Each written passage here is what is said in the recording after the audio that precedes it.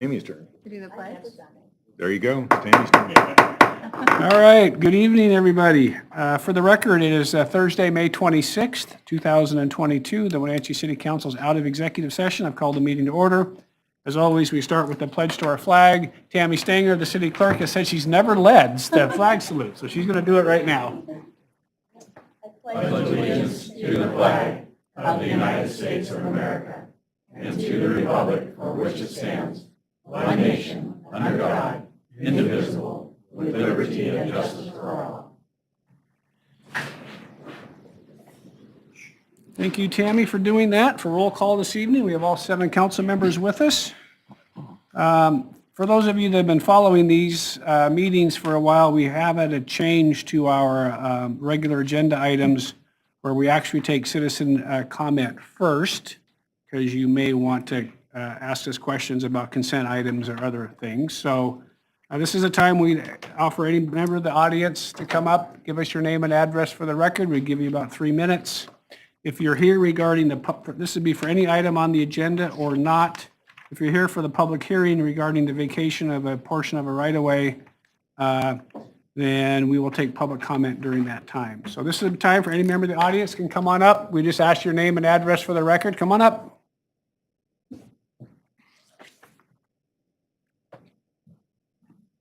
Say hi to all of our friends at home who are watching on YouTube Live. Sit down. Great. Oh. Good evening. My name is Cindy Bird, and I live at 1901 Canyon Breeze Road here in Wenatchee. Myself and there's a group with me are here to bring attention to the very known but very critical homeless and gang situation in our town. Specifically, however, on Met House and Lincoln Park. At the present time, there are approximately 15 plus vehicles parked around Lincoln Park and Met House. This is growing by the day. Among these are an extra long old school bus, old motorhomes, pickup trucks, and cars. Most of them are old, falling apart, graffitied, broken glass, etc. Most of them are not licensed. In fact, one of our neighbors went around today and he could count 10 that were not licensed. There are piles of garbage in the trucks and on the ground. If a vehicle does move, which is rare, according to the police, they have 24 hours, and so they're playing a game with them now where they move forward 5 feet. If they do move, they leave garbage all over, piled everywhere. A few weeks ago, I had to call the city because there was about 5 or 6 lined up on the south side or the west side of the park, and they moved during the day and left piles of garbage, and that did get cleaned up. As of today, several more vehicles have joined an old motorhome that moved further down Met House toward neighborhoods, and they're all now unloading their gear as we speak onto the ground. Most of these people suffer from mental illness, alcoholism, and drugs that I think we all know. They are unkept. They're using the bathroom on the ground. They need help. We're all aware of this situation. It is heartbreaking, yet this is not the place for them. Myself and those with me here this evening in adjoining neighborhoods and also others from our community at large, and I could actually have this room filled and overflowing down the hall with people from the neighborhoods around where we live.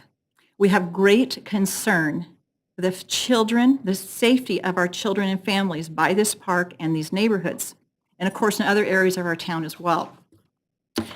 Over the past few weeks, I have been able to contact and discuss this matter with multiple police officers, representatives from the city. Corey Callahar from the Wenatchee School District, I spoke with him because the land on the west side of the park is school district property that they're parking along there. And there are school children walking past this to Lincoln and Mission View Elementary and families coming to that park. I also spoke with Glenn, I think it's DeVry, the Community Development Housing Director, and also Councilwoman Linda Herald? Herald, which has been wonderful talking to you. Everyone has been extremely helpful in explaining the situation and the laws that are in place that are hindering the ability to take action and move these vehicles or even find a place for these people and help them. Several of us here have discussed this matter with many of our neighbors and those living next to the park. We've also talked with the administration of the 3 nearby grade schools. Everyone is more than gravely concerned, and patience is growing thin. Our top concern with this situation is the children walking past on the way to school and families who use this park and homes that are being surrounded by homeless vehicles and people living there. We have been told that both our police officers and city officials have their hands tied until proper housing can be procured. I actually talked with Linda about this, and she told me that, thank goodness, there's a meeting June 2nd with the Salvation Army to address this situation and hopefully be able to move forward with some housing. We empathize with your frustration. We appreciate all that is being done to try to address this. Nevertheless, despite these obstacles, we cannot go through a second year of this. We went through this last summer, last fall, now spring, and this is unacceptable. It is growing by the day. I'm not sure if you're aware, I'm pretty sure everybody is, what's happened in Seattle and Portland and other places where there's camps taking over surrounding parks in neighborhoods where the citizens and neighbors of those parks cannot even go and use their park because they're literally bumper to bumper surrounding around these parks. This is starting to happen at Lincoln Park. They are lining along the south side of the park as well as the west side on Methow. I understand the laws. Nevertheless, we need a committee of citizens and other city officials to address this and think outside the box. We have to think outside the box. I understand the laws that are hindering us, but we cannot let what happened in Portland and Seattle happen to our town. And I would suggest that each of you drive out to Lincoln Park and drive down Methow and the side and see what is happening. I was out there last week. Were you out there? Yeah. Okay. And I know Linda drove out the other day. Yeah.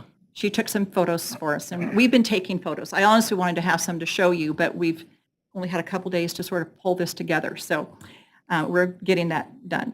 On another note, at this very moment, I'm sure you're all aware, there's renovation going on at the park right now. They were smoothing the dirt for the BMX bike track today at $3.4 million. Are we going to have a $3.4 million homeless park? Or are families going to be able to use that this summer, or are they going to be afraid to go to the park with their children? One of my neighbors who's been helping me with this, she went to the park yesterday, and there was a family with 4 little children, I think, and she said she is done. This is our park. She wants her children there to be safe. There's another family who cannot allow their daughter to ride the bus stop there and she's getting late to work because she will not let her go there alone to that bus stop. I guess I do not want to give off the feeling that I don't think you're doing enough. I understand the frustration in the laws. Nevertheless, this is our town.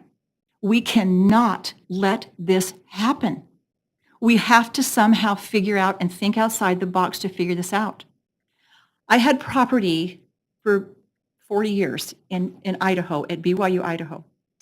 We had some situations come up there where they were allowing federally mandated law that we had to take animals into these tiny one-bedroom apartments we had. And my apartments were being overrun with animals, big dogs, you name it, in a small, tiny apartment. I was able to read the legal language multiple times and figure out how I could work around that situation. And I worked with the students that were living there who wanted these and helped them understand what is reasonable for them and for me as a landlord. I went from 9 emotional support animals, because we were a no pet policy, but there are many places around town that allowed pets. But because we were less expensive, they wanted to come to me, and the law would not allow me to raise their rent or deposit. So they didn't want to go elsewhere, yet I had to cover the costs of the damage. So we were able to get this worked out and work with these students, and I went from 9 down to 1 in 3 months. There were rules I came up with that were reasonable for them to have to follow. And if they did not want to follow these rules, and I could do it legally, they could not stay there. And they chose on their own to leave. I just feel like we cannot say our hands are tied. It's a federal law. It's a state law. I don't care what kind of a law it is. We cannot watch this town be overrun. And especially, we cannot have our children's safety at risk. This is critical. And I know this has been addressed. This is going to be a little bit uncomfortable. I can guarantee you, I live a half mile down Methow on Canyon Breeze Road. The people are not living across the street from me. They're not sitting across from my driveway like they are many of these other people. These people need help. They're ill. We have got to figure out a way, and we can't say, well, in a year from now, we're going to get this worked out, or we're working on it. I've heard that for so long across the whole nation, right? But this is our town. We have to take control and figure out some creative ways. And I personally believe we can. We can figure out ways to be compassionate with these people and figure out a way to help find a place for them without waiting a year for housing to be procured and then still not have enough. There has to be something we can do. It's a critical situation across the nation, but this is our little piece of the garden, and we need to protect it. And above all, we need to protect our children. I would appreciate some feedback. I hope that maybe Linda could call me. I know that myself and many of the others here would be willing to be on a committee to, even work with lawyers and see what we can do. I don't know. I would like to see the legal language myself and see what it says and what we can work on. But I thank you for your time. Thank you, Cindy. And obviously, we're aware of that situation, and there are other places in the city where similar stuff has been happening. And it does take time legally, but we've been able to sort of move folks along after a period of time with our Special Services Division. So we've had some success in different places. But what generally happens, if you move them out of Old Station, they go find a different spot. And then you move them out of that spot, and they go find a different spot. And you move them out of that spot, and they go find a different spot. And so I think your comments about there's got to be a solution that's different than that. Yes. And that is, I think, something we've got to try to work on. Right. You know the cases with people living in their campers, they're considered homes, and that Yes, really, I know all those laws and I've been rules. taught all that stuff, and Yeah. so Chief, are you back there? I can't hear. There you are. So I know our Special Services Division are working on especially that area as they're chasing out the drug dealers and all the other stuff and Oh, yes. all the stuff we've We got have going gang on. graffiti going up and down But very I'm rampantly. more than willing to convene some sort of a group that would include, some of our community development folks. Our police department are the ones that are basically dealing with this stuff on a Yes. regular and continual basis, and see if there's something that we're missing. But, we can try, or we can do stuff that might, the laws, we got to be really careful, because we could end up in a really bad situation legally. Understand. And that's something that, as a council and as a mayor, you always got to say, okay, Sure. what do we do? I think it's awful, and I wish there was I tell people all the time, if I could fix homelessness like we fix potholes, I'd have it done tomorrow. But these things are really complicated. But I agree with you. Let's get a group together so we all can understand, and I'm willing to convene that maybe in the next couple of weeks. We'll continue to work that particular area, because I know it's a problem. And hopefully there's a time when we can do something. And it is. It's growing by the day. We got bad fentanyl going on in this valley all over the place. We got one drug dealer with 3,000 pills and, a pound of meth. And I don't know how many illegal guns we've confiscated in the last 2 months. So our SSD guys are doing incredible work. Yeah. But we got the other side of it too, which is the problem that's in your neighborhood, that we need to see if there's a different way to do that. I would appreciate that. One last thing to say. This might, I don't know. I hope this goes over okay. I can guarantee you that if those people were parked across from your homes, there'd be some major action happening like last year. I'm just going to say. Thank you. All right, thanks, Cindy. All right, anybody else wish to address the council on something that's not on today's agenda? Hi, Chief. Hello. I wondered why you were here. Yes. Good evening, Mayor and Council. Just wanted to come in and say hello. I often get to speak to the Public Safety Council Committee, but not the full council. And the August 2nd ballot will have a measure on it to form a regional fire authority between Douglas County 2 and Chelan County 1. And I would love the opportunity to meet with the council members individually or in a group when we have more than 3 minutes, where I can articulate the two segments of it, which is the financial model and the operations model, and give you all the information and ideally come back to a city council meeting if necessary and have a public discussion on the regional fire authority. So on a side note, we'll shift to projections for wildland season. We have the helicopters starting June 1.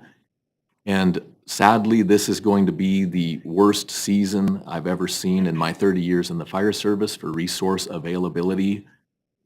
We have the biggest shortage of resources I've ever seen, and no short-term solution for Is there that. a reason for that? Many reasons. Some of it is the COVID vaccine mandate. Okay. For example, if you're a volunteer firefighter, and which provides about 74% of the staffing on state mobilizations, when you come to state mobilization, you become a casual hire and an employee of the Washington State Patrol, and they're not hiring anyone that's not vaccinated. So we are losing that segment. So that's one aspect, and just our incident management team's issues with that. So otherwise, all is I well. thought you were going to predict some really terrible fire season, that you had some magical, that you're basically saying if there's fires, there's not the resources there's been in the past. There's not the resources there's been in the past. Hopefully we'll have a break until about July 4th, but then as you know, the fuels are going to be dry and they're going to be taller than ever because of the moist environment here. And hopefully we have an early season ending event. Otherwise, I would love to follow up with the council members. I assume I can go through Tammy to schedule meetings. Or you could do something, we could actually schedule, we can come in and at least give us the facts. I think you could do that in a public meeting without violating any sort of rules. So, and you're saying that the ballot measure is in August? August 2nd, Okay, yes. so you're going to want to get it here in the next month or so. So schedule something with Tammy, we'll get you on a regular meeting and give you 10 minutes to give us a update on what's going on. Okay. That might be easier than trying to get a hold of all these people. Okay, thanks, Mayor. It takes a little more than 10 minutes, but Whatever it I'll is. take whatever time I can get. Yes. But you negotiate with Tammy because she controls how many minutes you get, so. Okay. Yeah. Thank you so much. Yeah. Thank you. Okay, hey, Chief. So we'll have you back tonight. All right, anybody else wish to address the council on, yes, come on up. Can I just pass these around? Sure, Where do you want me to start? just start with Okay. Sent with Tammy. Mine's going to be really quick, and then he's going to Sure. take over. We're neighbors on the same Name block. and address for the record. Judy Nielsen, 121 North Emerson Avenue, Wenatchee, Washington. Hi, Judy. It's- And your name? Grayson Fleming, 126 North Emerson Avenue. Thank you. All right, go ahead. Mine real quickly is the roundabouts that were put on First Street has had a lot of negative situations from it. As you look at the pictures, you will see that somebody put a child's tricycle on one of them. I think they're trying to make a point of how dangerous it is now for people to go up and down First Street. And what we've seen since these have been put in, they're coming down First Street and they're going as fast as they possibly can. So I'm hoping, the only way I know how to fix this, for us at least, is put some speed bumps on our street, at least slow it down there. The roundabouts don't work. We can't fix that, but it's dangerous. That whole area is dangerous. Do you think they're now. going fast down First Street and then zipping through the There's, little? well, and you took all the stop signs off the side streets, so they're all yield, so no one's slowing down and stopping and looking when they come off the side streets. So it's a free-for-all. And people are going the wrong directions around those, and it's become a game. It's become a complete game for these people, and it's not just one specific group of people. It seems to be varied. Big trucks, little cars, kids, adults, whatever. They're all making a game of it. And if you look at the concrete on it, that's the one right directly where we would turn in. I don't even use First now because I can't get my truck up and down that street safely. And there's places to where when they put the roundabouts a little bit further down, there's a dip, so you can almost flip your car if you're going too fast. Yeah. That's one I always slow down on when I go on it. There you go. Yeah. Anyway, so I know we can't fight about the roundabouts. They're there. We're stuck with them. However, even put our stop signs back, at least on North Emerson, if nobody else, because no one's stopping. or give us some speed bumps, something to slow our street down, because we've got children on that. And all of our driveways, we back out onto North Emerson. Right. So it's not a point that we have very far to, we don't have anywhere to go and not enough parking, so. Yeah, with the streets, I'll back you up. With the streets being as narrow as they are, and with, I know parking is an issue all over the city, at least on our block in particular. I know it doesn't really matter who is who, but it seems like whether they're going to the doctor's office, the walk-in clinic, or they're stopping at Automoka, people do seem to come from Washington Street. They don't stop at the stop sign between, First Street and Washington. There's a stop sign. They don't stop, and they barrel right down there. I can't tell you how many vehicles on North Emerson have been sideswiped. I can't even tell you how many vehicles on First have been sideswiped. And I will say that since that incident, unfortunately, that happened during Apple Blossom with that detour, we didn't have any law enforcement backing up that detour. And all of a sudden, people were so angry that they could not, go forward on Chelan Avenue, and they didn't want to go around the courthouse. They just started blazing down First Avenue. Yeah. Several yield signs were ran over. Knocked I over. couldn't believe it. I mean, just like I was trying to walk my dogs, I got yelled at, I got spit at, I told that I don't have the right of way. I won't even walk my dogs that way anymore. Now I'm stuck between 5th and 3rd to walk my own pets down the street. Safely. There's a lot of kids, and there's a lot of really near misses with human life on that street. I get that. I've asked a lot of city engineers when roundabouts went in that there was a pop-up, there was a discussion. I closed on my house, unfortunately, the year after. I understand how it works. However, I get that you guys want to make it more of a pedestrian bicycle to be able to access going all the way down to First to that pedestrian walkway, but people are angry and they don't like it, and they're not following the rules of the road. And it's just a matter of time before there will be a fatality between Chelan Avenue and Miller Street on First if city council doesn't go out there and really have a gander. I have personally talked with law enforcement, asking them if they could put in a speed monitoring, even on our street, put it in front of my house. Yeah. Because people are flying down North Emerson and people are flying down First, and it's making it very, very dangerous.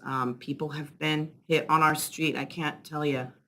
Waking up to that with a vehicle just racing is very scary. It's very scary. I know you guys are busy and taxed and you've got a lot going on, and we're just in a small neck of the woods.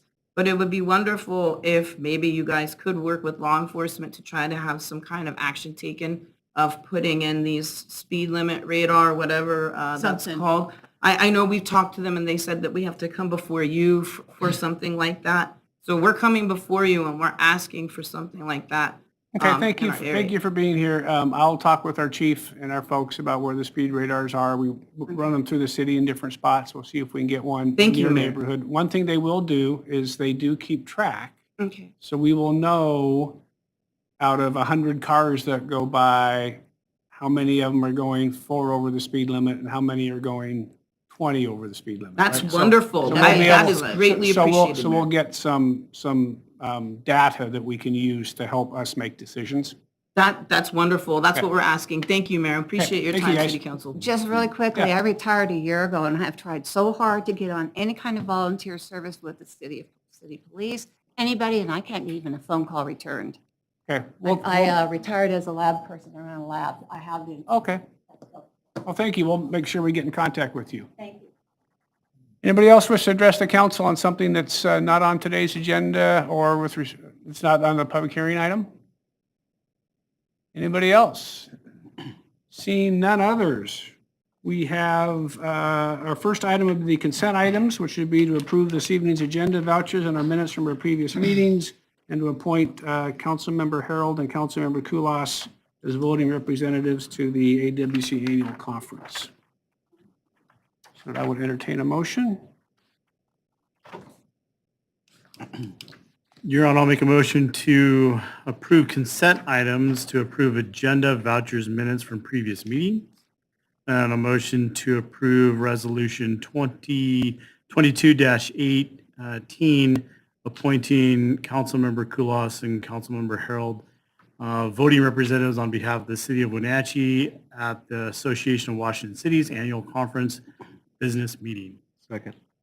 Motion by Councilmember Hornby, second by Councilmember Cuevas, to adopt this evening's consent items, including the agenda vouchers and their minutes from our previous meetings, and to adopt Resolution 2022-18, appointing voting representatives, that being Councilmembers Kulas and Harold, on behalf of the City of Wenatchee at the Association of Washington Cities Annual Conference Business Meeting. Any discussion? Hearing none. All those in favor say aye. Aye. Opposed? Motion carries. We have 3 presentations tonight. The first is regarding Memorial Day. So who has that? Councilmember Huffaker, would you read that into the record? I'd be happy to. Whereas, since the inception of our country by the establishment of the United States Constitution, it has on occasion been necessary to protect the concepts of the Constitution, and whereas at times it becomes necessary to resort to armed conflict to protect these concepts, which gives each citizen of the United States certain inalienable rights, and whereas citizens of our great country have given their lives in the protection of these unalienable rights, and whereas each year we set aside one day which we can revive the memory of those who have sacrificed and those who have passed on. Now, therefore, I, Frank J. Kuntz, Mayor of the City of Wenatchee, do hereby proclaim May 30th, 2022 as Memorial Day in the City of Wenatchee, and I urge all citizens to join us in honoring their memory. In witness whereof, I have caused the seal of the City of Wenatchee to be affixed on this 26th day of May, 2022. Frank J. Kuntz, Mayor. Thank you, Councilmember Huffaker. Hi, Patricia, how are you? Come on up. Thanks. Good. So tell us what, you've got a microphone. Hold on. Yeah. So tell us what's going on this weekend. This weekend, we do have our observance of Memorial Day, actually on the May 30th, which in 1868 was the date that was chosen to have it every year, but our holiday things have come to the last Monday in May, but this year the 30th is on the last Monday of May, so we have a kind of a double celebration. We will be starting in East Wenatchee at 9 o'clock, beyond the bridge at 10, and in the Wenatchee City Cemetery at 11. And like was mentioned in the proclamation, and I thank you for that, the Constitution is what our military has fought for 246 years. And we are grateful and thankful for the sacrifices made by our military person and to get so that we can keep our freedoms. And when we see things like are happening around our communities and around other communities, it makes it doubly, triply, exponentially important for us to pass on these traditions and these honors and these lessons in freedom and responsibility of our freedoms. And remember that you don't have a right if you infringe on somebody else's rights. Your rights cease when they are infringed on, when you infringe on them on another. That's where responsibility comes in. So I have with me a poster that has the times on it so that everyone in this, wherever you want to set that up, can do it. And I did bring a few of our programs for you. And on the back of the programs, it talks about the original Memorial Day. So make it a proud one. I like to think that not only have our military people sacrificed their lives, their fortunes, their blood, but there are others around us, some of us in this room, whose jobs or volunteer places also sacrifice for us. These are all of our leaders, and it takes our leaders to keep things kind of organized and help us maintain the freedom so that hopefully we'll lose fewer lives. Thank you so much. I will see you 10 a.m. on Monday at the Black Bridge, all the way up. And then we'll see you at the cemetery at 11. Well, thank you so much for being here. I You hope bet. everyone here is able to come to one of the. Yep. Hopefully. Okay, thanks.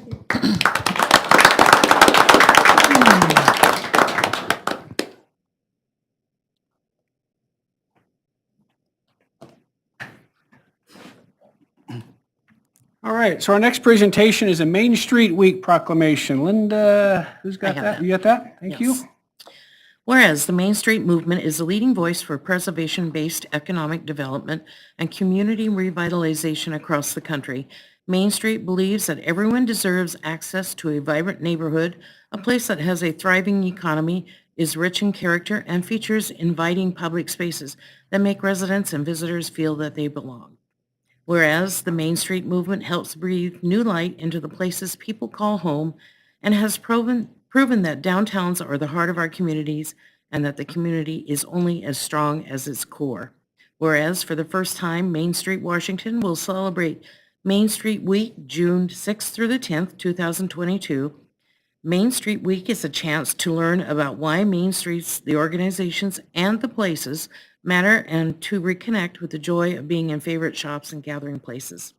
Whereas Revitalize Washington Main Street Conference is coming to Wenatchee October 19th through the 21st, 2022, where our vibrant downtown will be showcased. The annual conference focuses on historic preservation and economic revitalization, bringing together leading scholars, practitioners, and volunteers dedicated to revitalizing Main Street, preserving historic properties, and protecting cultural resources. Now, therefore, I, Frank J. Kuntz, Mayor of the City of Wenatchee, do hereby proclaim June 6th through the 10th, 2022 as Main Street Week in the City of Wenatchee and encourage all citizens to join us in celebrating the downtown business owners, property owners, and all who make our downtown so special, and also encourage all citizens to join us in welcoming the Revitalize Washington Main Street Conference to Wenatchee on October 19th through the 21st of 2022. In witness whereof, I have caused the seal of the City of Wenatchee to be affixed on 26th this day of May 2022. Frank J. Kuntz, Mayor. Thank you, Linda. Speaking of Linda's, hi, Linda. I brought a little sunshine downtown. Thank you, Mayor. Yep. That's for you. Thank you. Thank you. I just returned from our national conference in Richmond, Virginia. There is something about going away to make you realize there really is no place like home. And what I realized is many communities don't share a collaborative relationship with their cities, and I felt so blessed and lucky of our relationship. So I say thank you today. We're going to have some fun things downtown. Mostly it'll be awareness to our electeds, city, county, state, national, about what Main Street is and what we're trying to do. So my head is full of all kinds of good ideas for the rest of the year, so get ready. But thank you very much, and thank you. We're going to celebrate with a big party in October. So thank you, Mayor. Thank you, Linda.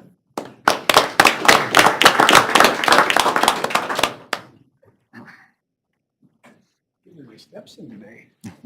One more. Yeah. All right, and our last is regarding Fire Adapted Neighborhood Hero Month proclamation. Who's got that? I do, Your Honor. Councilmember Hornby? Proclamation Fire Adapted Neighborhood Hero Month. Whereas the Community for the Advancement of Family Education, CAFE, Department of Natural Resources, DNR, Fire Adapted Communities, WAFAC, and many community partners have been working together to foster leadership, educate, and provide resources to build a fire-adapted community. I'm going to slaughter this, I think. The Alensia Benito curriculum has fostered leadership and the tools to develop a steering committee that empowers environmental justice activities.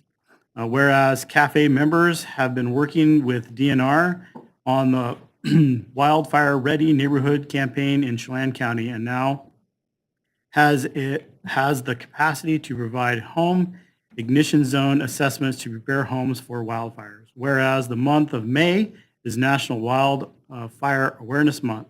We need to work together to make our communities resilient to wildfires. Having a fire-adaptive community will provide a safer and healthier environment for Chelan County residents. Let's continue to work together to make this a reality. Whereas Alensia Abonitol, sorry, I apologize. Leaders and partners are working daily to be active heroes in the neighborhoods by informing and providing tools, preparing our communities for fire adaptation. Now, therefore, I, Frank J. Kuntz, Mayor of the City of Wenatchee, do hereby proclaim the month of July as Fire Adaptive Neighborhood Hero Month in the City of Wenatchee, and urge all residents to be neighborhood and community heroes for wildfire season. I witness, therefore, I have set my hand and caused the seal of the City of Wenatchee to be affixed on this 26th day of May 2022. Frank J. Kuntz, Mayor. Thank you, Travis. Who's here for that? I don't know if Alma's here. Somebody else here? Come on up. Well, there she is. You're hiding back there.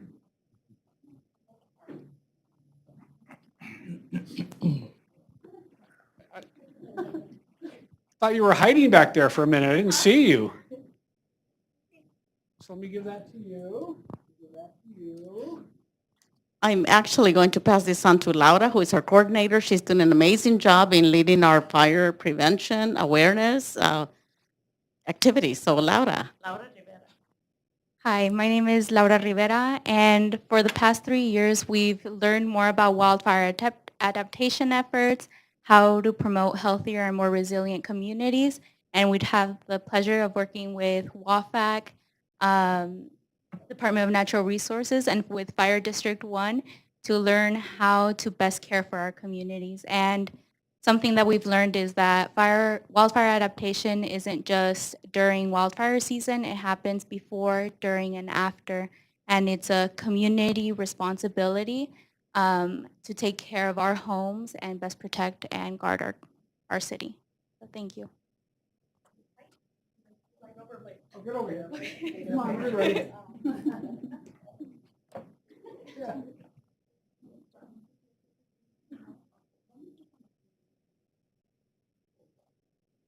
Thank you.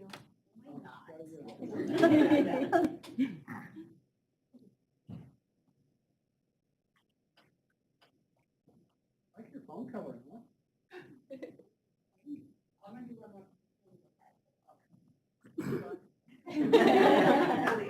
Thank you guys very much. Thanks for all your work you're doing. I remember going to the event a couple years ago now at Hybrid. So, yes, thank you. You bet.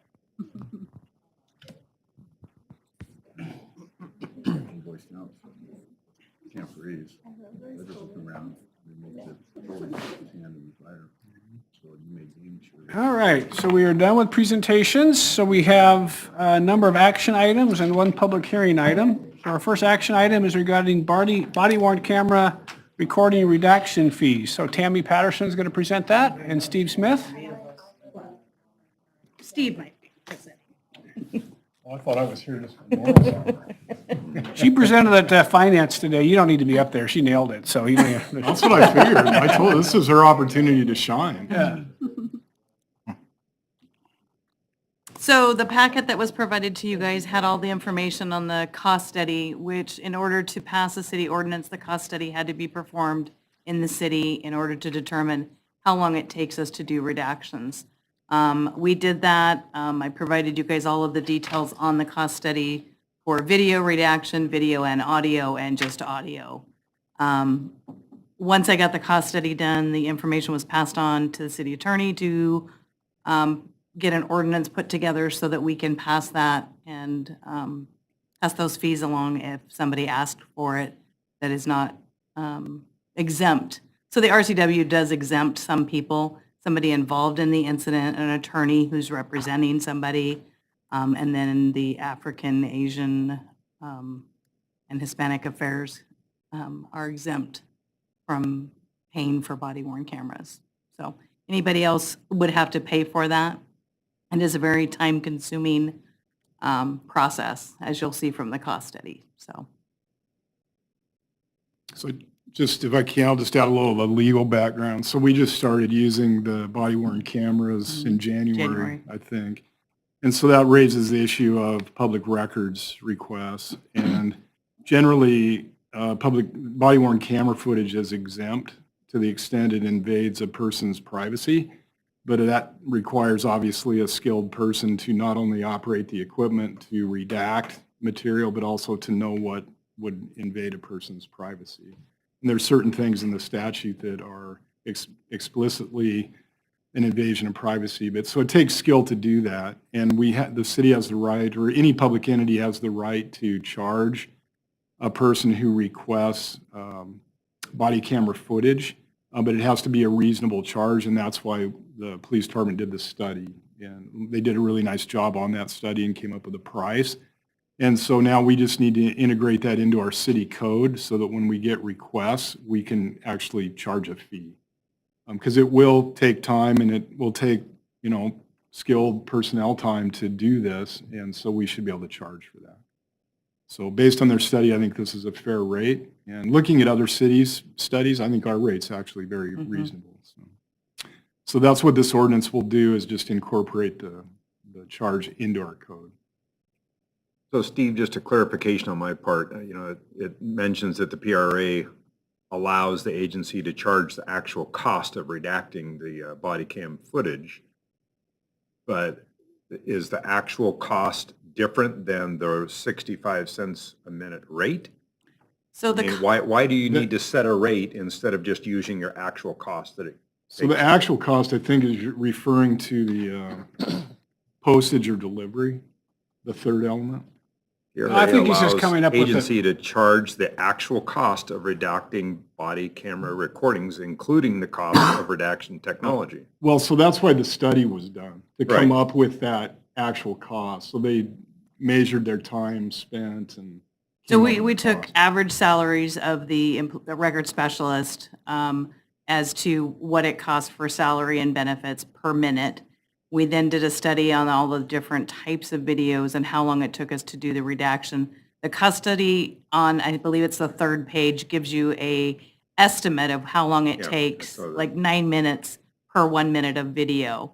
That is an estimate. Actual cost as to what we would charge somebody is dependent on how many things are redacted out of each video. So typical things that are redacted are juvenile information, an MDT screen, a driver's license, inside of a residence, inside of a medical facility, inside of a jail. Those are the basics that's taken out. So if you only have one thing that you're redacting, it may not take a full 9 minutes to redact that minute. So we do it based on an actual timer is what we would charge. This is just an estimate so that when somebody asks for it and we can charge them, we can tell them this is what the estimated cost is, but we actually only charge what it takes us to do it. It could be more, that could be less, depending on how many things, how many targets we're gonna have to take out. But at a fixed rate. At a fixed rate of rather 65 than cents. the actual cost of no matter who's doing it, because you do have people that get paid more than others. Right, we average the salaries And of that- all of them. That's my question. Is it required to average that salary, or is there a way to just do it, or is this the easiest way? I did some comparison as to how some of the other cities did it. Almost all of them did an average salary comparison because there was so much of that. The other thing that could be charged for would be the actual software that is required to have, and we did not include that, and neither did several of the other cities. So I did quite a few comparisons from the other cities as to how I did mine. And that's what I came up with. Yeah, so 70 cents an hour, a 65. minute's about $42 an hour, so Yeah. $40 an hour is what the all-in cost is for some of those people. Yeah, So, I was just trying to figure out why it wasn't actual, Yeah. why we came up with. It seems too low to me, Makes it easier, right? I then mean, it just- makes sense. Yeah, it Yeah. seems too low to me, but we got to do what we got to do. And Yeah. That's Yeah. what struck me initially was it seemed like a low rate for video editing. So Tammy, of the ones you're sort of getting, are you going to, half of them going to be paying, half of them not, based on experience over the At first this 4 point, months? since January, we've probably received 40 requests, and not one of them is one we could charge for. Okay. Most of them are attorneys or somebody involved in an incident who's wanting body worn camera. Okay. All right, any questions for Tammy or Steve? If not, I would entertain a motion. Your Honor, I'll make a motion for City Council to adopt ordinance number 2022-10, amending Chapter 1.99 WCC pertaining to the fee schedules and adding a section related to body-worn camera recordings redaction fees. Second. Motion by Councilmember Huffaker, second by Councilmember Rojan to adopt ordinance number 2022-10, amending Chapter 1.99 of the Wenatchee City Code pertaining to fee schedules, adding a section related to body-worn camera recording redaction fees. Any discussion? Hearing none. All those in favor say aye. Aye. Opposed? Motion carries. Thank you, Tammy. Thanks you. for being here tonight. Thanks, Steve. Next item is a homeless service grant award to Powerhouse Ministries. Glenn DeVries.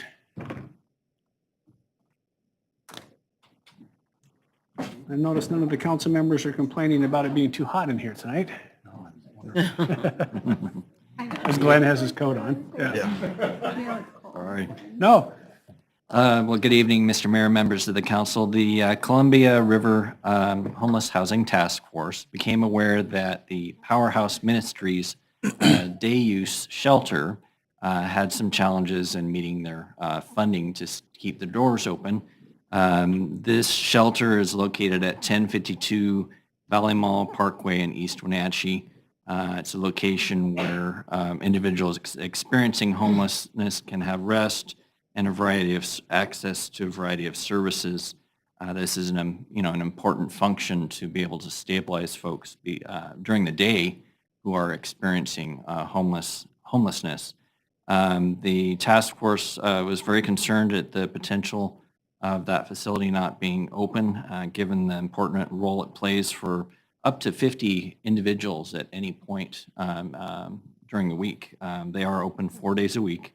So the task force approved offering a grant to the Powerhouse Ministries, and we went and talked with their board, and they were interested in this grant. It would be a total of $40,000 over a 2-year period, $2,000 per month, commencing May of this year and extending through December 31st, 2023. And so we are asking, it was unanimously recommended that this be approved by the task force members, and we are asking for the council to consider authorizing the mayor to sign the contract for this grant. And certainly be available for any questions you might have tonight. What days of the week it's open? So, 'cause it's 4.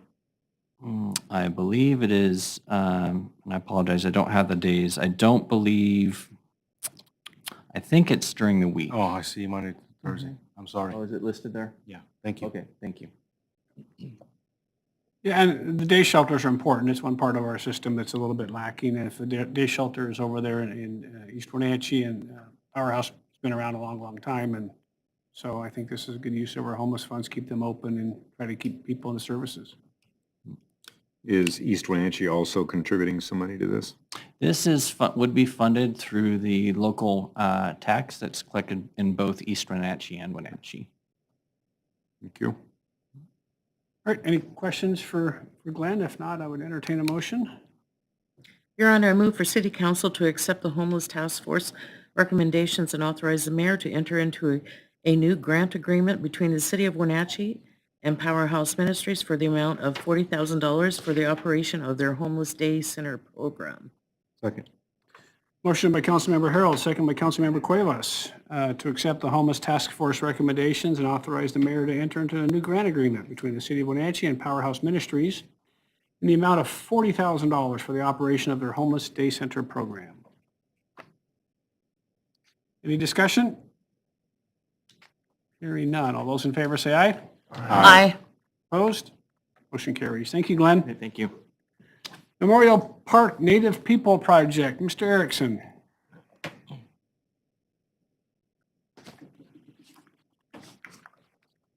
Good evening, Mr. Mayor, Council. Dave Erickson, Parks and Recreation Director for the city. This evening, we are requesting approval of the selection of the design team of Hazen, Adele, and Land Expressions for our Memorial Park Native Peoples project and authorize the mayor to negotiate and sign the agreement. This project, actually, the genesis of it started back in 2015 when we did a month-long process to update the master plan for Memorial Park. And one of those elements that was included was some sort of a recognition memorial feature of the park at the confluence of the walkways. So if you've been in the park, there's a number of different sidewalks and they all come together at an intersection. And so this would be in that intersection area. So sort of the initial idea was sort of a plaza area, maybe some seating, something like that. So when we went into the 2022 budget process, this project was moved ahead from the original intended time period when we were going to start in 2025. It got moved up to 2022. So here we are going through the design process. So earlier this year, we did a call to artists. We sent it out to over 475 design firms, both the local tribes. We're all over the media, KPQ, NCW Live, Wenatchee World, service clubs, social media, promoting that call to artist. From that, we've got one very qualified submittal. Fortunately, it was from a very qualified team and have done some similar work and some really impressive work around the state. So the next step would be to select this firm, and once they're on board for the next 6 months or so, to then go through an additional public design process to refine that kind of general idea that we have and actually come up with a concept. The goal would be to have that in place by the end of October, so going into budget next year, we would have a better idea what that actual cost is going to be. Construction then would happen in 2023 following the Apple Blossom Festival with the target date for a dedication of Indigenous Peoples Day of October 9th of 2023. So this has been to the Arts Rec and Park Commission. We talked about it today at Finance Committee, and Arts Rec and Park unanimously recommended the selection of this group. That'll try to answer any questions you might have. No questions for me. Excited to get this up and going and get it constructed next year. And I know it's been the city doesn't really have anything significant to recognize those that came along before us. So this will be good. I was very impressed with the pictures in here and what they've done. Yeah, it's a good team. Actually, one of the lead landscape architects there is the same one that's working on our splash pad project at Lincoln Park. So we're very familiar with them as well. Good. Any questions for David? If not, I would entertain a motion. Your Honor, I make a motion for the City Council to approve the selection of the design team of Hazen, Adele, and Land Expressions for the Memorial Park Native Peoples Project and authorize the mayor to negotiate and sign the project agreement. Second. Motion by Councilmember Kulas, second by Councilmember Hornby, for the City Council's approval for the selection of the design team of Hazen, Adele, and Land Expressions for the Memorial Park Native Peoples Project and authorize the mayor to negotiate and sign the project agreement. Any discussion? Hearing none. All those in favor say aye. Aye. Opposed? Motion carries. Thank you. Thank you, David. Laura, we got two little memorandum and an interlocal agreement. Good evening, Council. Laura Gloria, Executive Services Director. The item before you is the Interagency Memorandum of Understanding for Management of Recreational Opportunities on Public Land in Central Washington. We were approached by TRED, which is a local nonprofit. I think a lot of you may recognize them from the TRED app, which is a trails app that kind of puts all of those resources together, has map conditions, They work through some volunteer opportunities through there. They really wanted to formalize an ongoing partnership with the city, which not only with the city, but with a couple of other local agencies to continue to collaborate and discuss and share ideas for the preservation and kind of use of outdoor recreation efforts. So that's what the MOU is for. It does ask that the city appoint one person to serve as a lead agency representative on this ongoing group, and that has been Dave Erickson from Parks. And then also administer our map footprints, if any, of the stuff that the city of Wenatchee owns. Currently, there's about 12 agencies listed in 6 cities. So far, 6 have signed onto the MOU. And I'm happy to answer any other questions you may have. No, it's mostly a feel-good memorandum about we're going to work with all the other agencies on trails, so. Any questions for Laura? If not, I would entertain a motion. Your Honor, I'll make a motion for the city council to authorize the mayor to sign the interagency memorandum of understanding for the management of recreational opportunities on public lands in Central Washington. Second. We have a motion by Councilmember Hornby, second by Councilmember Rojan to authorize the mayor to sign the interagency memorandum of understanding for management of recreational opportunities in public lands in Central Washington. Discussion? Hearing none. All those in favor say aye. Aye. Opposed? Motion carries. And finally, an agreement with the PUD to continue our work in the waterfront park. Yep. So the second item for consideration is an amendment to the existing interlocal agreement between the city and the PUD for development projects funded with collaborative financing. So we have a current interlocal that funds 2 different projects, some utility projects, and then Riverfront Park. At that point in time, when we first entered into the interlocal, the PUD committed to $200,000 towards the planning efforts. The city contributed $2 million, of which $200,000 was also allocated towards that planning effort. With this amendment, the PUD has now added to contribute to their contribution for also a total of $2 million. So that brings the riverfront effort to a total of $4 million. We've expended about $300,000 thus far on the planning effort, and this would allow us to continue with the efforts of going through the engineering, the actual design work moving forward. So that's the amendment that's before you today, and I'm happy to answer any questions. So all we're doing really here is that the PUD is agreeing to contribute the same amount that we have and continue forward in design, see where it ends up in terms of what phase 1 looks like, and then we'll have to arm wrestle over the difference between what we have left and what phase 1 costs.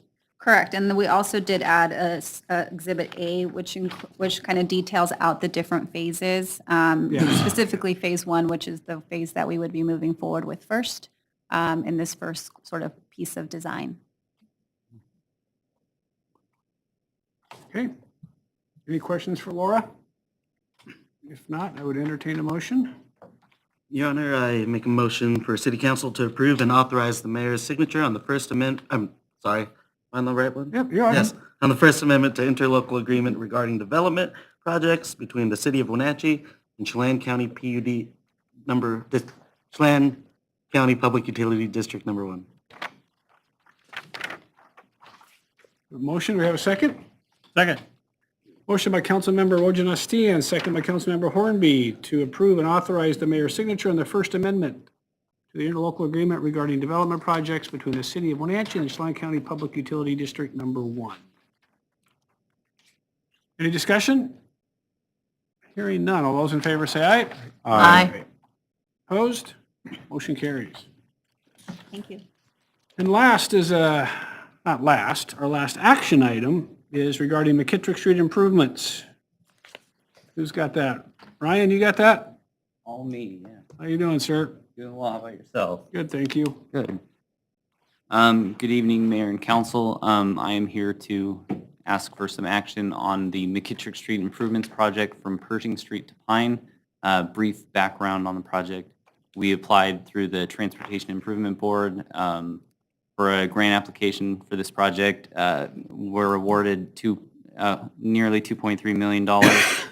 That would extend bike lanes, widen the road, provide sidewalk, also provides an opportunity to work with the school district on the backside there of Foothills Middle School for soccer parking, and lots of activity, drop-off area for school.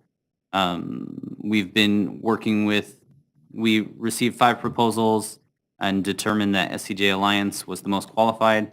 We've been working with them on putting together a contract and are asking that you make a motion to allow the mayor to sign that agreement. I'd be open for any questions if you have any. So is our time frame on here pretty good? Do you think we'll be building this in 2024? When we built it, it provided an extra year for right-of-way, knowing that there's going to be some impacts on heading up McKittrick Street where it gets a little bit steeper. There will be some impacts to the property owners on the south side. Yeah. So we've built that in there accordingly. And I don't want to say it's straightforward outside of that, but the project beyond those impacts should be pretty. Really great project to get those links put back up and get some sidewalks behind Foothills and, yeah. Any questions for Ryan? If not, I would entertain a motion. Your Honor, I make a motion, I'll make a motion to request the City Council to authorize the mayor to negotiate with SCJ Alliance for design services of the McKittrick Street improvements, Pershing Street to Pine Street, City Project number 2208, and further authorize the mayor to sign a contract on behalf of the city. Second. Motion by Councilmember Huffaker, second by Councilmember Hornby, to authorize the mayor to negotiate with SCJ Alliance for design services for the McKittrick Street improvements, Pershing Street to Pine Street, City Project number 2208, and further authorize the mayor to sign a contract on behalf of the city. Any discussion? Go ahead. I have one question about it. Is SCJ Alliance also going to do the monitoring of the project, or has that been determined at this time? That hasn't been determined at the time. Okay. Traditionally, we do try to incorporate that in a supplement after the fact. They did do that they were the consultant for Tacoma Street, just down the street from this project here, and they administered the construction. Okay. I just see a lot of issues with that south side just because of road to driveway elevations and everything else. And Maple Street has already had a few of its own issues, and we need to do whatever we can to make that go as smoothly as possible for people. Yeah. Absolutely. My question is more general. You mentioned the involvement of the school district, at least for their frontage. And I guess my question is, assuming that something more out of the ordinary occurs there, we anticipate that the district would be paying for that more out of the ordinary? I mean, we're going to do a collector street, right? Yes. And it has this, and if the school district wants more, we would anticipate that. I would anticipate that we want to open doors to see if they'd like to partner on those sorts of improvements to minimize costs for them. Yeah, So what thinking sorts that of they would things? be Would there be parking or something just for the ball fields? What kind of things are we thinking that, I'm just trying to think out that loud would about. with soccer being a major activity in there, it can be pretty busy parking wise. I know that our public services center parking lot can be busy, and then also parking up and down the street. And I think that parking is probably the main activity we look to partner with them on. And it's really kind of unique when Foothills was developed. When we developed the Public Services Center, we did a half-street improvement. Right. And they did Foothills. They didn't do a half-street improvement on McKittrick. But remember, when they did Foothills, we owned that back lot, remember? Because we traded that for the school district Most of it, yeah. to get the land up around the around Saddle Rock. Yeah. Remember, actually, they bought it from us.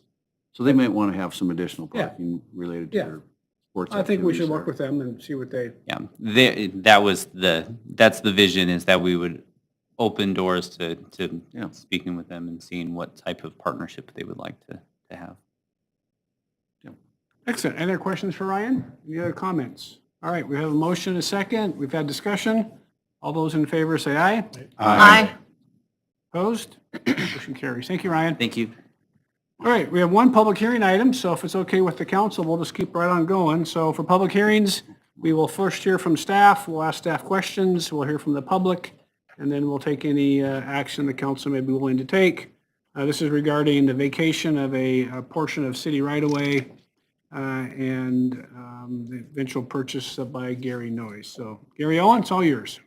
Thank you. I'm Gary Owen, city engineer. Good evening, Mayor, Council. I'm not Jenny Rayson, who put most of this together for you. Just a little quick recap on this. This goes back to some work that the Economic Development Group at the city was doing several years ago with Mr. Noyes for some property that he was interested in just south of his car wash. On the corner of Stevens and Mission Street down there. So this is kind of the last piece of it all. Last year, we got some pieces of remnant parcels from the DOT and valued those, and in a no-cost transaction, sold those to Mr. Noyes. He's planning some higher and better uses for his property down there, which is a great thing.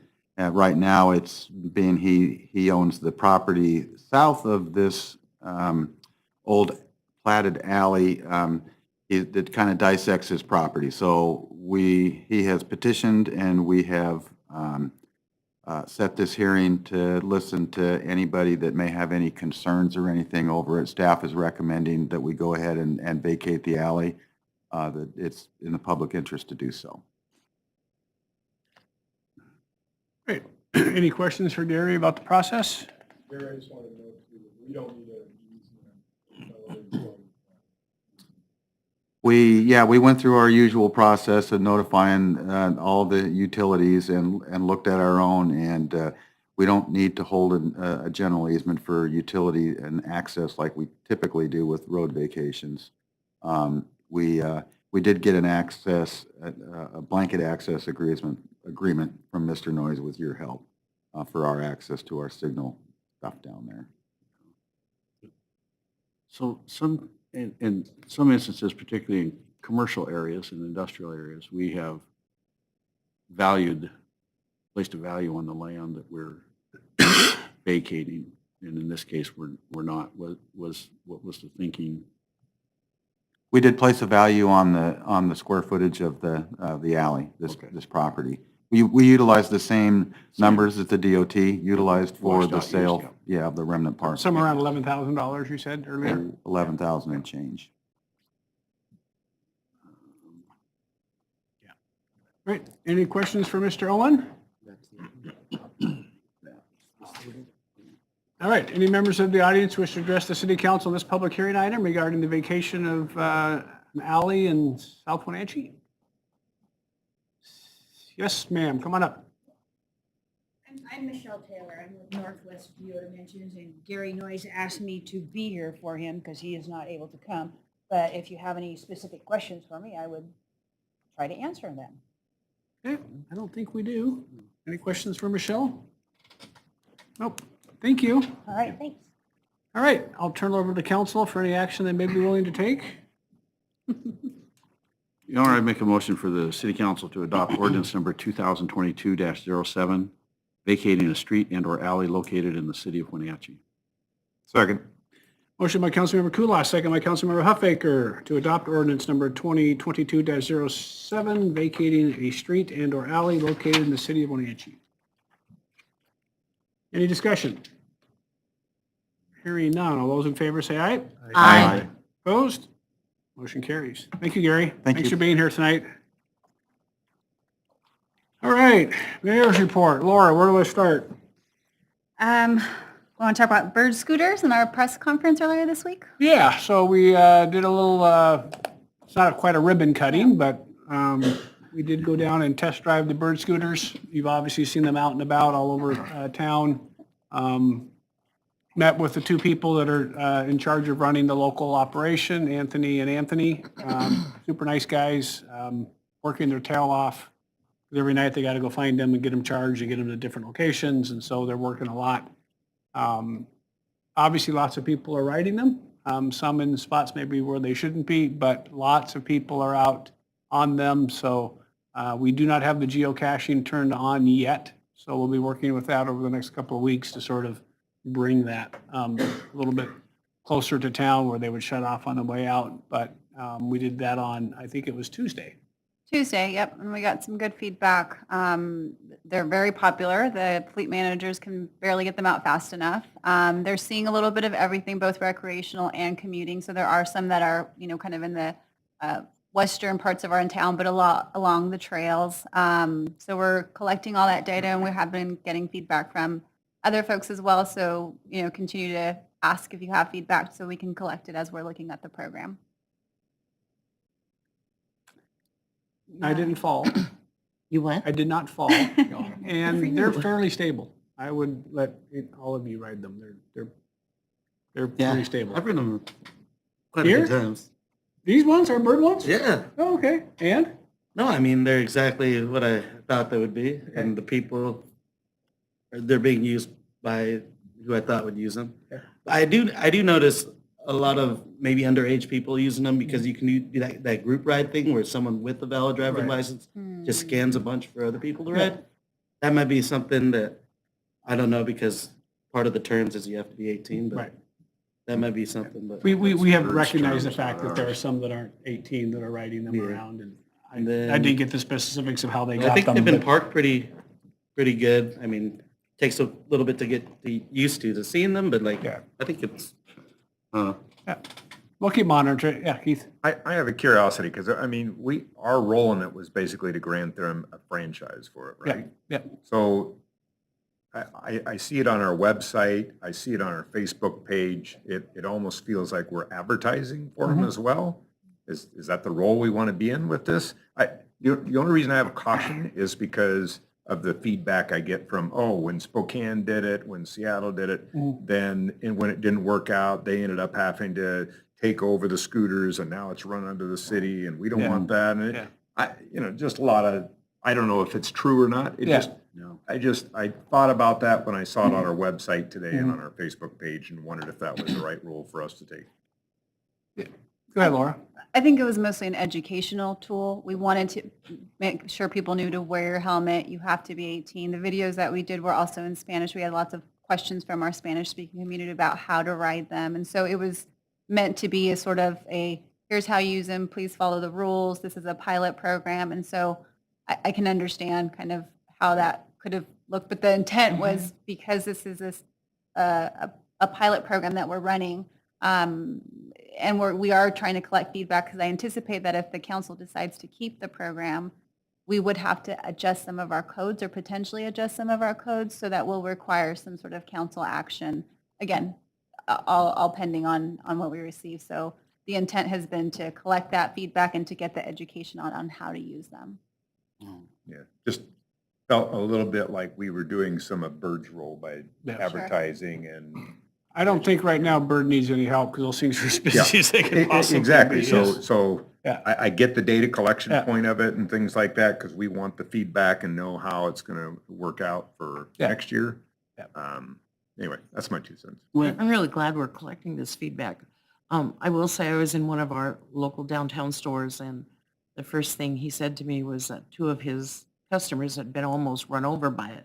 Well, it's my understanding it's illegal to put it on the sidewalk. It is, Am I yep. correct? yes, there's a But- sticker that says, "Do not ride on the sidewalk." but Yeah. Everyone's riding on the sidewalk. But people are doing it, I guess. Yeah. But there's always going to be some of that, so. And at the end of the day, those will be decisions that you guys will get to make going forward. Is there enough of that where we just decide to bail on it? And I was interviewed on the NCW Life, and my comment was, behave yourself, because if you don't, Yeah. I took it over the pedestrian bridge, and I could have gone really fast, and I could have scared some of the people. When I got close to people, I just slowed down and moved out of the way. I mean, you can do it in a way that's not at all harmful to other people, or you can be sort of a horses patoot and make it, and so we got to decide. That's because those are decisions you guys are going to have And to you make. can do that with a bicycle or a skateboard Yeah, or or anything. anything Yep. else. Yeah. And, you know, we did, I like that we did put the new logos out on the sidewalk, Yeah. because those are very visible and everything else. Yeah. But it still hasn't changed the behavior. Yeah. And until we enforce, it's not going to. Yeah. When we do the geo fencing, is that what it's called? Who's going to decide how it's geo fenced? It's going to be them and us. Oh, okay. Yeah. I just know, just like Linda said, like some of the business owners on Wenatchee have told me like people are riding on the sidewalks. Yeah. I even saw the American Cheese Shop guy multiple times come up and like an old man and like yell, "Get off the sidewalk!" So that's a thing. So we might want to look at that. Yeah. All right, keep going, Laura. What's next? Myself, Councilmember Poyer, Councilmember Ojanestian, and the mayor attended Flywheel last week. I don't know if you want to do the big announcement on, I mean, it's already public, but Yeah, the so winners. Flywheel was last week. It was great. I was at the opening night and then most of the next day. And so they awarded $350,000 or so to 3 different businesses, I think. And so pretty exciting to see I was, when I announced a couple of the speakers, I was the dumbest guy in the room by a mile. I mean, there's some super smart people. It may not be hard to be that, but it was like, I just felt like an idiot. It's like all these super smart people doing these super amazing things, and It's impressive. you got the bumbling idiot mayor showing up. But so pretty excited to have them in our town. And I felt a little bit sort of, it was interesting because there's a gentleman who runs a venture capital fund out of Leavenworth. It's called Polchek, right? Super popular. This guy's brilliant. He's in Leavenworth. And then I introduced a guy who's also got a $850 million venture capital fund who lives in Manson, of all places. And then one of the smartest guys that does this for a living in the Northwest, his second home is in East Wenatchee. And it's like, when can I say one of these people's from Wenatchee? Like not Manson, not Leavenworth, not East Wenatchee. Can we get a Wenatchee one? But it'll happen eventually. But yeah, just it's a great job by your wife. And then just to see those people in our area is pretty cool. I did have our meeting with the county commissioners regarding annexations. Trying to think, was that, I don't remember when we met last. And Last week. so I think that conversation went okay. We didn't quite agree on many things, but at least they know how the city feels. Travis was there and got some of the mayor's pizza. But I don't know, I thought it went pretty well. So we'll see if anything comes of it. I was trying to convince them to do a small island annexation first, and that didn't go very well. So I did attend via Zoom, since they're all done by Zoom, the Boundary Review Board last night at 6 o'clock. Of course, the agenda was not posted, so I had no idea what was going to be on, but the Wenatchee annexation for our McKittrick and Western Avenue was on for them to have to deal with. There's an interesting provision in the Boundary Review Board that if one person chooses, who's got greater than 5% of the assessed valuation of the area you're trying to annex, wants to have a public hearing, then they're required to have one. So the gentleman who was here that day wrote an official, so now they have to have a public hearing. It took them an hour to figure out how to schedule that, because it's got to be 30 days after notice. So they couldn't get notice done fast enough to have it be the June meeting, so now it would be the July meeting. So there will be a public hearing on the July meeting for the McKittrick one. I don't think they're quite ready for the J&B one out in Sunny Slope. I will not be available for the next Boundary Review Board meeting. So I think Steve was on last night with us, and very interesting dynamic to watch that group sort of work their way through. They just don't have a lot of experience at it, and the rules are not very simple, and so they're sort of working their way through that. But I did do that. I did have a conversation with most of the board of directors of the Performing Arts Center regarding whether or not they would be willing to give the property to the city if we were willing to do some capital improvements. Not sure how that meeting went. I'm going to meet with them again, I think sometime next week. So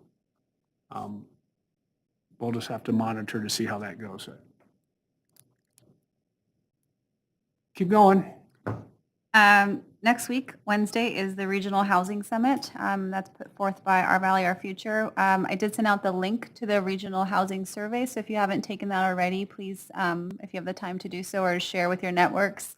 We really, as a city, use that data a lot for planning codes, housing, and just overall feedback on comprehensive plan type things. So if you are able to attend, I think there's still tickets available. It is an all-day summit next Wednesday, but I think it's pretty valuable. That's all I had on my list. Council members, anything? A good chamber meeting with new executive director Steve. It's amazing what you find out from there because they have people from so many different areas in the community.